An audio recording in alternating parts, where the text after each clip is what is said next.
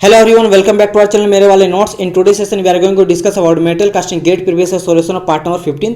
अभी हम लोग प्रोडक्शन के मेटल कास्टिंग चैप्टर को देख रहे थे जो कि आपका सेकंड चैप्टर है। एंड अगर लेक्चर वाइज बात करें तो ये आपका 15th लेक्चर हो जाएगा। इससे पहले आपका 14th लेक्चर तक आ चुका है। नहीं देखे तो डिस्क्रिप्शन बॉक्स में आपको कंप्लीट प्लेलिस्ट मिल जाएगा, वहाँ से आप देख सकते हो। चलिए क्लास को स्टार्ट करते हैं। आज का फर्स्ट क्वेश्चन आपसे न्यूमेरिकल पूछा गया है और न्यूमेरिकल वाला जितने भी आपका इंपॉर्टेंट फॉर्मूला यूज़ करते हैं हम लोग कास्टिंग में, वो सब कुछ मैं आपको बता दिया हूँ 13th लेक्चर में। जो आपका 13th लेक्चर था ये लगभग आपका 65 मिनट का था, ठीक है। अप्रॉक्स 65 या 70 मिनट का होगा। ये आपका वीवीआई लेक्चर था, इसको देख लीजिएगा। इसमें मैं आपको 6 से लेकर 7 आपको फॉर्मूला बताऊँ, वो सारे इंपॉर्टेंट फॉर्मूला जो कि यूज होगा आपका कास्टिंग में, तो इसको आप देख लीजिएगा, ठीक है। इसके बाद बिल्कुल नहीं अटकेगा, काफ़ी इजी कास्टिंग कर रहा था न्यूमेरिकल, वो सभी को हम लोग बनाएंगे। देखो 2 नंबर पूछा गया था 2011 में और काफ़ी ईजी है। देखो मैं पढ़ के आपको बताता हूँ। बोला गया है एक आपका क्यूब था, उसको हम लोग कास्टिंग करें, जिसका साइड दिया गया 50 mm।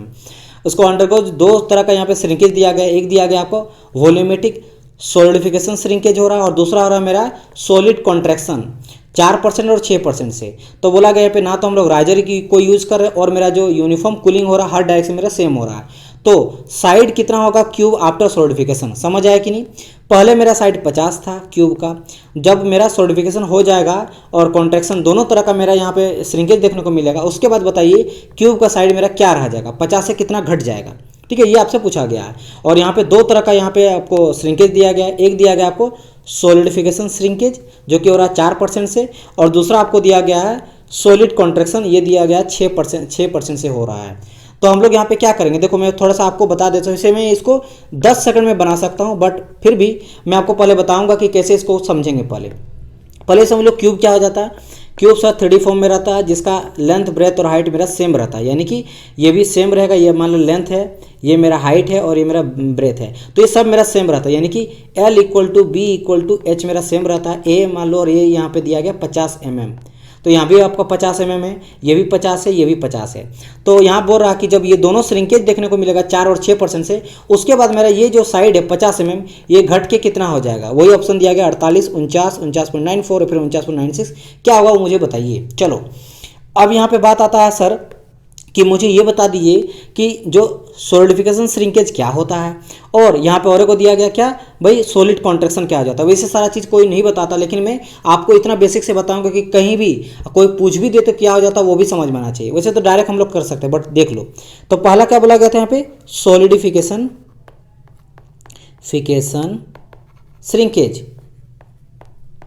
श्रिंकेज ये बोला गया है, और दूसरा आपसे बोला गया है सॉलिड कॉन्ट्रैक्शन। देखो क्या होता है, देखो नाम से पता चला सॉलिडिफिकेशन, यानी कि जब लिक्विड से सॉलिड में जाता है। आपको पता है जो भी मेरा मेटल होता है, ठीक है, जो भी मेरा मेटल होता है उसको जब हम लोग सॉलिडिफाई करते हैं, यानी लिक्विड से सॉलिड में जाते हैं, तो वो क्या करता है श्रिंक कर जाता है, यानी कि उसका वॉल्यूम जो रहता है वॉल्यूम मेरा रिड्यूस हो जाता है, वॉल्यूम घट जाता है। समझ आए कि नहीं। मैंने लेंथ कहा था कि मान लो लेंथ जो है मतलब 10 mm का कोई रहेगा, वो श्रिंक करके थोड़ा पतला हो जाए, पतला नहीं आई मीन उसका थिकनेस थोड़ा घट जाता है। वॉल्यूम का बात करें, थिक को नहीं बात करेंगे क्योंकि पूरा का पूरा लेंथ ब्रेथ हाइट सब दिया है, तो वॉल्यूम घट जाता है, रिड्यूस हो जाता है उसका वॉल्यूम। तो ये जो जब मेरा फेज ट्रांसफर हो जाता है, लिक्विड टू सॉलिड में जब ट्रांसफर हो जाता है, तब जो मुझे वॉल्यूम में डिक्रीमेंट देखने को मिलता है उसको बोलते हैं हम लोग सॉलिडिफिकेशन श्रिंकेज। इसीलिए सॉलिडिफिकेशन बोला गया, यानी कि during the solidification, during liquid to solid phase transformation में जो मेरा वॉल्यूम रिड्यूस हो जाता है, ठीक है। ये दिया गया आपका 4% घट रहा है मेरा। एंड बोला गया सॉलिड कॉन्ट्रैक्शन। अब देखो सॉलिड कॉन्ट्रैक्शन क्या आ जाता है, जब मेरा सॉलिड, ये मेरा बात करता है कॉन्टिन्यूअस आपका श्रिंकेज का। क्या बात कर रहा है, कॉन्टिन्यूअस श्रिंकेज, ठीक है। यहाँ पे ड्यूरिंग द फेज ट्रांसफॉर्म, ये जो कंटिन्यू मेरा श्रिंक कर रहा, कब तक, जब मेरा जो है ठंडा होके मेरा एम्बिएंट टेम्परेचर से, मतलब जब ये सॉलिड में जाएगा और वो एम्बिएंट टेम्परेचर से रूम टेम्परेचर जगह जाता है, रूम टेम्परेचर तक जाता है मेरा सॉलिड, मतलब ठंडा हो रहा, लिक्विड से सॉलिड में गया, सॉलिड में एम्बिएंट टेम्परेचर से रूम टेम्परेचर दे रहा है और कंटिन्यू वो श्रिंक होते रह रहा, वो जो है उसको हम लोग बोलते हैं आपका क्या सॉलिड कॉन्ट्रैक्शन। तो याद रखना सॉलिड कॉन्ट्रैक्शन जो वो मेरा कंटिन्यू श्रिंकेज हो जाता है, जबकि सॉलिडिफिकेशन श्रिंकेज मेरा जब फेज ट्रांसफॉर्म हो जाता है तब वो श्रिंक करता है। तो ये दिया गया था मेरा 6%। अब कुछ भी नहीं बचा इस क्वेश्चन पे। एक आपको दिया गया 4% का श्रिंकेज, एक आपका दिया गया 6% का श्रिंकेज। 4% कितना होता है परसेंट, परसेंट में तो पर मीन्स डिवाइड और सेंट मीन्स होता है 100। तो जब इसको हम लोग करेंगे तो कितना आएगा 0.04 का आ रहा है। और ये अगर करेंगे तो 6/% 100 यानी कि 0.06। तो अगर हम लोग इतना घट जाएगा तो कितना बचेगा 0.96 बचेगा। हम लोग 100% मान लेते हैं, 1 को 100% मान लेते हैं, वही 6 अगर घटेगा तो 0.94 बचेगा। तो हम लोग पहले वॉल्यूम निकालते हैं। तो वॉल्यूम क्या हो जाता है आपका क्यूब का वॉल्यूम आपको पता है 1 का हो जाता है, क्योंकि जो भी मेरा साइड से दिया रहेगा वो मेरा रहता है ए रहता है। ये भी मेरा ए रहेगा, ये भी ए और ये भी ए, तो ए इंटू ए तो ये हो जाता है मेरा वॉल्यूम ए क्यूब आ जाता है। समझ आया कि नहीं? ओके। तो यहाँ पे मुझे साइड से दिया गया था 50 mm, देखो यहाँ पे 50 mm साइड दिया गया है।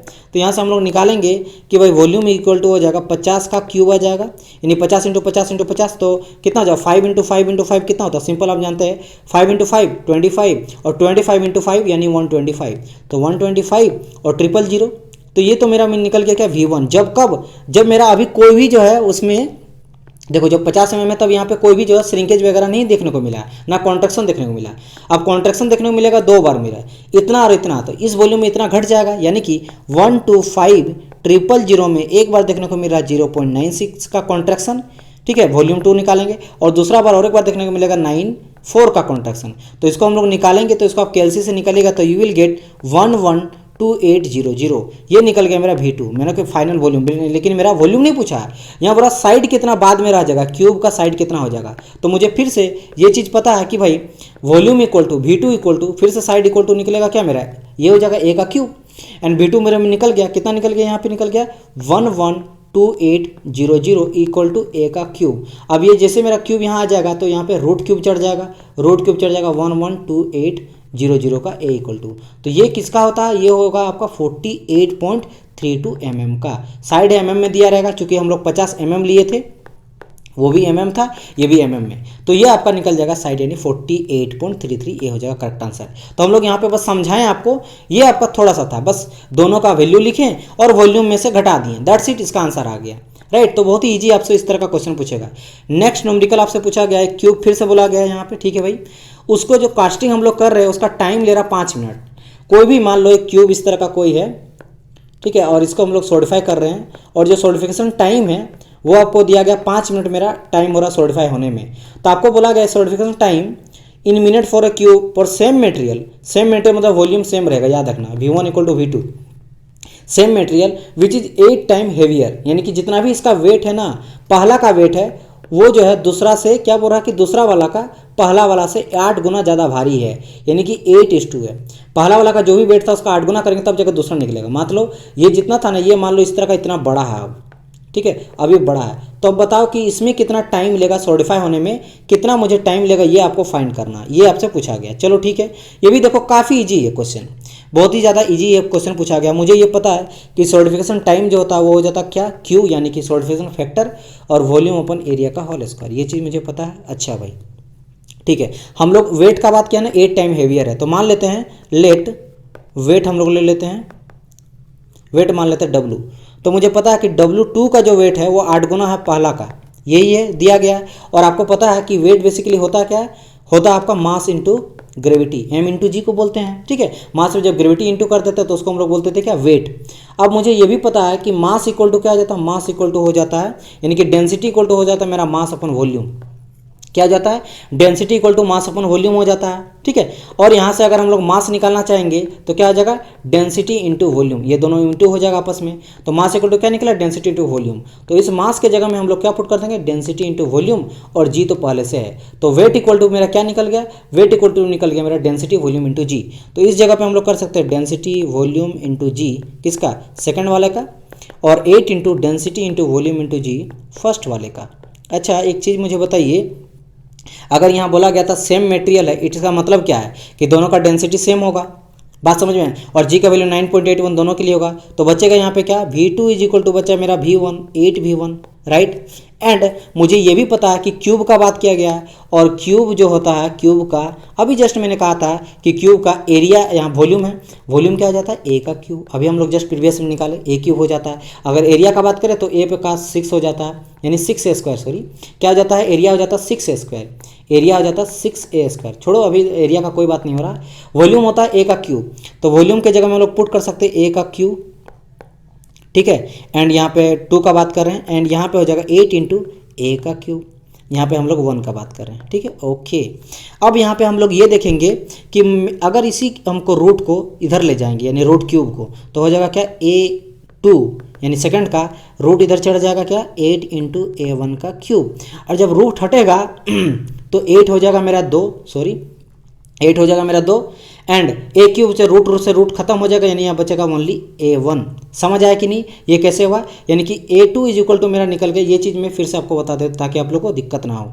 क्या मेरा निकला था, यहाँ पे निकल गया था A2 का cube is equal to 8 into A1 का क्यूब। चलो फिर से मैं बता देता हूँ। तो A2 इक्वल टू हम लोग क्या लिए, ये रूट हम लोग चढ़ा दिए 8 इंटू ये क्यूब चढ़ जाएगा A1 का क्यूब। अच्छा इसको अलग कर सकते हैं हम लोग, 8 यहाँ क्यूब था इंटू कर सकते हैं A1 का क्यूब था और यहाँ पे क्यूब था। अच्छा अगर इसको हम लोग ये भी ले सकते हैं 8 को 2 का क्यूब, बात समझ में, और रूट जो क्यूब है इसको हम लोग ले सकते हैं 1/3 होता है, इंटू A1 यहाँ पे 3 था और ये फिर 1/3, तो 3 से 3 कटा, 3 से 3 कटा, यानी बचा 2 इंटू A1। तो यही हम बताना चाह रहे थे कि A2 इक्वल टू क्या निकल गया मेरा ये, यानी कि कह सकते हैं हम लोग A2/A1 इक्वल टू निकल गया 2/1। बस खेल खत्म, यही हम लोग को मेन निकालना था।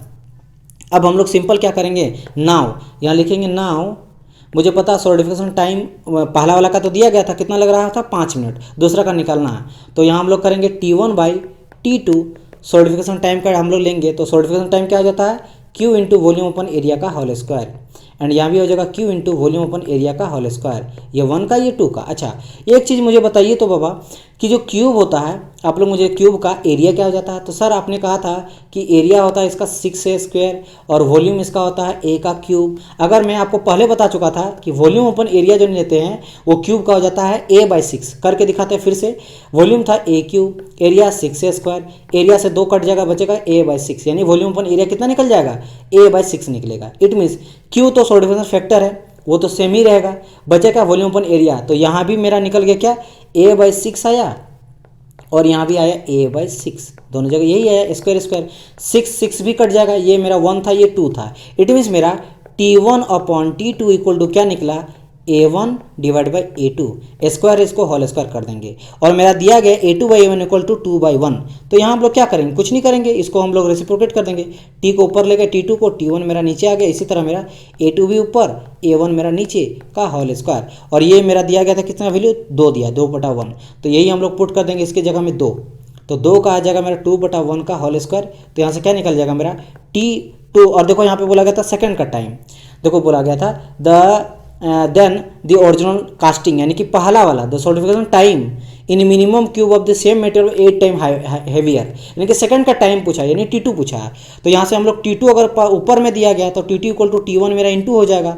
तो T1 मेरा कितना दिया गया था 5 मिनट दिया गया था, 5 मिनट, और यहाँ निकलेगा 2 दूनी के 4, तो यहाँ पे 4 करेंगे तो 5 चौके 20, यानी कि 20 मिनट लगेगा मेरा सेकंड टाइम मेरा लगेगा। बस यहाँ पे हो गया आंसर 20 मिनट।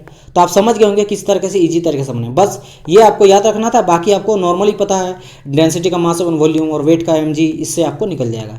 तो इसका करेक्ट आंसर आप लोग को मिल गया होगा। नाउ आगे बढ़ते हैं क्वेश्चन नंबर 38 की ओर। बोला गया था negative allowance is provided the pattern to take care of.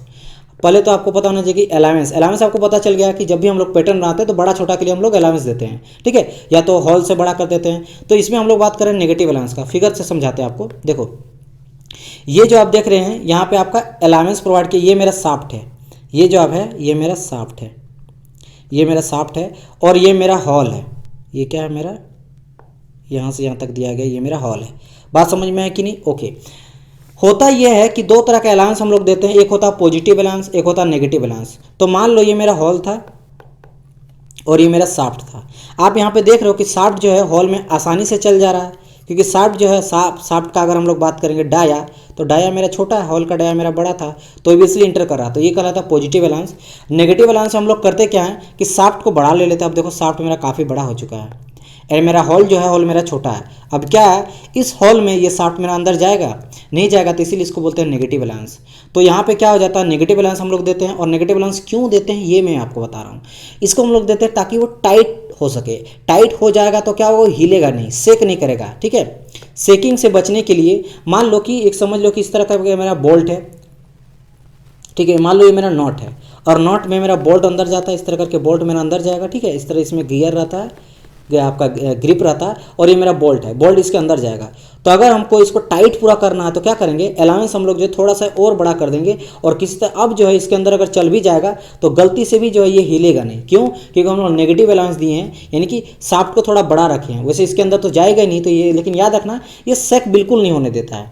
तो हम लोग यहाँ पे जो सेकिंग अलाउंस को बचाने से, यानी कि इसका टेक केयर करने के लिए हम लोग नेगेटिव अलाउंस प्रोवाइड करते हैं पैटर्न में, राइट। चलो आगे बढ़ते हैं। नेक्स्ट क्वेश्चन बोला गया 39th में, the process by which cell like casting. मैंने देखो आपको सेल मोल्ड कास्टिंग में बता चुका हूँ। सेल मोल्ड कास्टिंग आप फिगर में यहाँ पे देख लो। सेल मोल्ड कास्टिंग में होता क्या है, इसमें प्रोसेस हम लोग पहले तो ये मान लो जान लो कि सेल जो होता है, इसके बारे में आपको पहले बता चुका हूँ। मोल्टन मेटल पहले हम लोग पोर करते हैं, मोल्टन मेटल को पोर करते हैं मोल्ड कैविटी में, और कैविटी में करने के बाद इसको हम लोग ठंडा करते हैं, और ठंडा करने मतलब कि लेयर चढ़ जाता है। जब लेयर मेरा थिक हो जाता है, सेल आ जाता है, इसके बाद बाकी जो एक्सेस मोल्टन मेटल है उसको हम लोग बाहर कर देते हैं, और बाहर करने के बाद मुझे मिल जाता है फाइनल प्रोडक्ट, तो उसको हम लोग बोलते हैं स्लश, ठीक है। तो जिस तरह स्लश होता है उस तरह मेरा सेल होता है। तो सेल लाइक कास्ट करने के लिए बोला गया कि कौन सा हम लोग यूज करते हैं प्रोसेस, क्या यूज करेंगे, सेल का या सेंट्रीफ्यूगल का या फिर स्लश का या फिर डाई कास्टिंग का। तो इसके लिए हम लोग करते हैं स्लश कास्टिंग। क्या यूज करते हैं, स्लश कास्टिंग। स्लश में सेल जैसा मेरा कास्ट बनता है। आप देखो यहाँ पे ये जो है आपका स्लश कास्टिंग ही दिया गया है, ठीक है। क्या दिया गया यहाँ पे, ये जो फिगर है वो आपका दिया गया है स्लश कास्टिंग का। SL, एक सेकंड, SLUSHCASTING, स्लश कास्टिंग। और जैसे मैं, अच्छा और एक चीज़ में बता देता हूँ, स्लश कास्टिंग कहाँ कहाँ पे यूज़ करते हैं। याद रखना ये हम लोग यूज़ करते हैं बहुत ज़्यादा इंडस्ट्री में, जो मैन्युफैक्चरिंग इंडस्ट्री होता है वहाँ पे बहुत ज़्यादा यूज़ करते हैं। छोटा छोटा क्वांटिटी को बनाने के लिए, स्मॉल जो क्वांटिटी है उसको बनाने के लिए हम लोग बहुत ज़्यादा यूज़ करते हैं इसका। जैसे कि टॉय हो गया है ना, टॉय को बनाने के लिए यूज़ करते हैं, लैंप वगैरह बनाने के लिए यूज़ करते हैं, जो आपका स्टेच्यू हो जाता है उसको बनाने के लिए हम लोग यूज़ करते हैं क्या, स्लश कास्टिंग का। समझ आए कि नहीं। इसका जो ये टाइम कंज्यूमिंग काफ़ी लेता है, ये काफ़ी टाइम कंज्यूमिंग होता है और लाइट वेट बनाते हैं। तो याद रखना ये टाइम बहुत ज़्यादा लेता है बनाने में, लेकिन ये लाइट वेट रहता है, ठीक है। क्या रहता है मेरा, लाइट वेट, बहुत ही हल्का रहता है, लाइट वेट का रहता है, ठीक है, ओके। और इसमें हम लोग कोई भी राइजर का, आई मीन कोर का यूज़ नहीं करते हैं। कोर जो होता है आपको पता है कोर क्या करता है, जब होलो कोई पार्ट बनाते हैं, होलो पार्ट को सपोर्ट करने के लिए हम लोग कोर का यूज़ करते हैं, और इसी कोर को सपोर्ट करने के लिए हम लोग क्या देते हैं, आपको पता होगा मैंने कहा था चैपलेट्स लेते हैं। तो यहाँ पे जो है हम लोग कोई भी कोर का यूज नहीं करते हैं, कोर का यूज नहीं करते हैं। इसमें बस वही चीज़ है, मोल्टेन मेटल डाले, फिर ये मेरा सेल जैसा यहाँ पे स्ट्रक्चर है मेरा सोलिडिफाई हो जाता है। इसके बाद मोल्टेन मेटल को बाकी निकाल लिए और इसमें हम लोग मोल्टेन मेटल डाल के इस तरह का मुझे कोई प्रोडक्ट फाइनली मिल जाएगा, ठोस टाइप से अंदर में जो भरा रहेगा, ये मुझे इस तरह का मुझे प्रोडक्ट मिल जाएगा, ठीक है। समझ आया कि नहीं, ओके। तो यहाँ पे हम लोग जो करेंगे, जैसे टॉय वगैरह बनाते हैं, स्लश सेल जैसा स्ट्रक्चर बनता है, वो मेरा स्लश कास्टिंग से आता है। नेक्स्ट मूव करते हैं 40 की ओर। बोला गया poor collapsibility of the mould leads to distortion crack type of the casting defect in aluminium casting. देखो ये भी काफ़ी इजी बोला गया कि जो पहले जान लो कि कोलैप्सिबिलिटी होता क्या है। देखो सिंपल ये बना कोलैप्स से नहीं होता, कोलैप्स कर गया, ठीक है। आप मूवी वगैरह सुने होंगे कि उसका राजवंश कोलैप्स कर गया, मतलब खत्म हो गया, बर्बाद हो गया। यानी कि ability of the sand mixture to collapse under force. क्या मैंने कहा कि भाई एबिलिटी होता है, ये क्या हो जाता है, एबिलिटी हो जाता है। एबिलिटी किसका, सैंड मिक्सचर का, सैंड मिक्सचर का एबिलिटी रहता है टू कोलैप्स। तो जो है वो कोलैप्स हो जाए कब, जब हम लोग फोर्स उसमें अप्लाई करें, अंडर फोर्स लगाने के बाद जब मेरा सैंड मिक्सचर कोलैप्स कर जाता है उसको बोलते हैं कोलैप्सिबिलिटी। तो बोला कि पुअर कोलैप्सिबिलिटी मतलब थोड़ा सा फोर्स लगाएंगे। देखो अच्छा कोलैप्सिबिलिटी क्या हो जाता है, हम लोग फोर्स लगाए और कोलैप्स कर गया, लेकिन फोर्स लगा रहे कोलैप्स ही ना करे, यानी पुअर कोलैप्सिबिलिटी है। तो बोल रहा अगर ऐसा होगा तो क्या उसमें मुझे डिस्टॉर्शन देखने को मिलेगा, क्रैक्स वगैरह देखने को मिलेगा, कास्टिंग डिफरेंट जैसे एल्युमिनियम में, तो बिल्कुल सही मुझे देखने को मिलेगा। अब आता था और एक चीज़ मैं बता देता हूँ कि डिस्टॉर्शन क्या हो जाता है। डिस्टॉर्शन होता है enough force to change its dimension. ये क्या हो जाता है, enough force to change its dimension,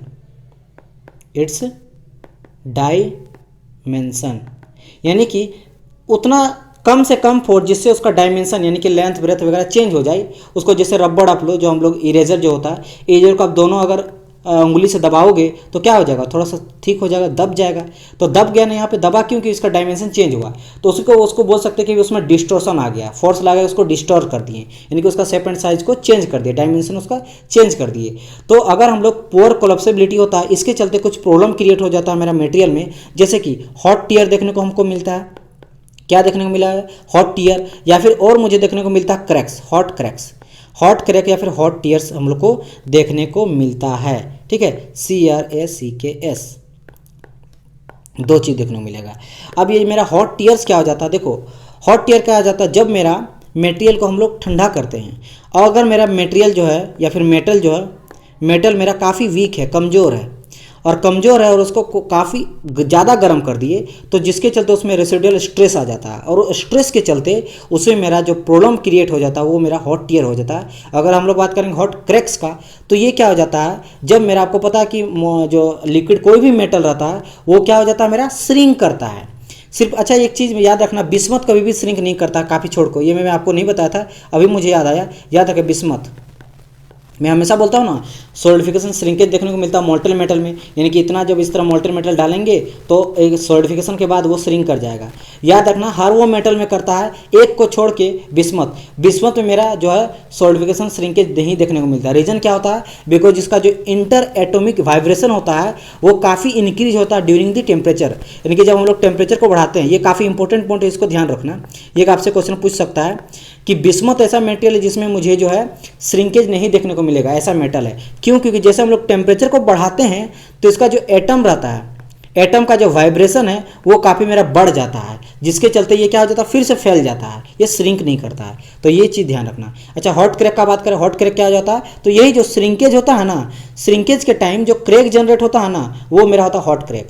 ठीक है, तो ये क्या होता है, क्रैक ड्यूरिंग सॉलिडिफिकेशन श्रिंकेज। ठीक है, श्रिंकेज समझ आया कि नहीं, ये चीज़ है। तो यहाँ पे देखो, ये दिया आपको दिया गया हॉट टीयर्स के बात किया गया। इसे हम कब बोले कि ड्यूरिंग, ये कब होता है, ड्यूरिंग, एक सेकंड में आपको अच्छे से लिख देते हैं यहाँ पे, ड्यूरिंग कास्टिंग कूल्स। और इसके पीछे रीजन क्या मैंने बताया था कि जैसे हम लोग कोई मेटल लेते हैं, ठीक है, और मेटल वो मेरा वीक है और उसको हम लोग काफ़ी गर्म कर दिए। ठीक है, जब हम लोग बहुत ज़्यादा उसको गर्म कर दिए तो उसके चलते उसमें क्या हो जाता है, रेसिडुअल स्ट्रेस जनरेट हो जाता है। क्या हो जाता है, रेसिडुअल स्ट्रेस जनरेट होता है, और इसी स्ट्रेस के चलते मेरा हॉट क्रैक देखने को मिलता है। और ये जो आप देख रहे हैं, ये मेरा है क्या, हॉट टीयर देखने को मिलता है। और हॉट क्रैक बात करेंगे, ये कब हो जाता है, जब हम लोग सॉलिडिफिकेशन श्रिंकेज होता है, सॉलिडिफिकेशन श्रिंकेज, तब मुझे ये क्या देखने को मिलता है, हॉट क्रैक। ये पता है कैसे हो जाता है, जब मेरा लिक्विड से सॉलिड में सॉलिडिफाई हो जाता है कोई भी मेटल, तब मेरा जो क्या होता है, उसका वॉल्यूम रिड्यूस हो जाता है। तो उसके चलते जो है आपको हॉट क्रैक, यहाँ पे देख रहे हो, हॉट क्रैक देखने को मिलता है। ये जो आप देख रहे हो इस तरह करके फट गया है, ये मेरा क्या है, हॉट क्रैक से। ठीक है, समझ आया। तो ये आपका था आज का क्वेश्चन, कैसा लगा मुझे बताइएगा, कमेंट करके मुझे बहुत ज़रूर बताइएगा, क्योंकि देखिए आपका कमेंट मेरे लिए काफ़ी हेल्पफुल होता है। एंड आप अगर कमेंट कीजिएगा तो मैं और ज़्यादा आप लोग को अच्छा से अच्छा कंटेंट आपको दूंगा। तो क्लास कैसा लगा जरूर मुझे कमेंट करके बताइएगा। वीडियो अगर अच्छा लगा तो प्लीज़ इसे लाइक कीजिएगा, ज़्यादा से ज़्यादा बच्चों तक शेयर कीजिएगा। और ये फ्री ऑफ कॉस्ट में आपको प्रोवाइड किया जा रहा है। आप गेट में अच्छा से अच्छा नंबर लाइए और अपने कैरियर को बनाइए। और साथ ही साथ टेलीग्राम को ज्वाइन कर लीजिएगा, यहाँ पे आपको PDF वगैरह मिल जाएगा। इसके अलावा वीडियोज़ आपको लेटेस्ट जो है नोटिफिकेशन यहाँ से मिलेगा। और चैनल को सब्सक्राइब कर लेना है, ताकि जब भी मैं वीडियो को डालूँ, अपलोड हो चैनल पे, आपको नोटिफिकेशन मिल जाए। मिलते हैं नेक्स्ट पार्ट में, तब तक के लिए good bye and God bless you all.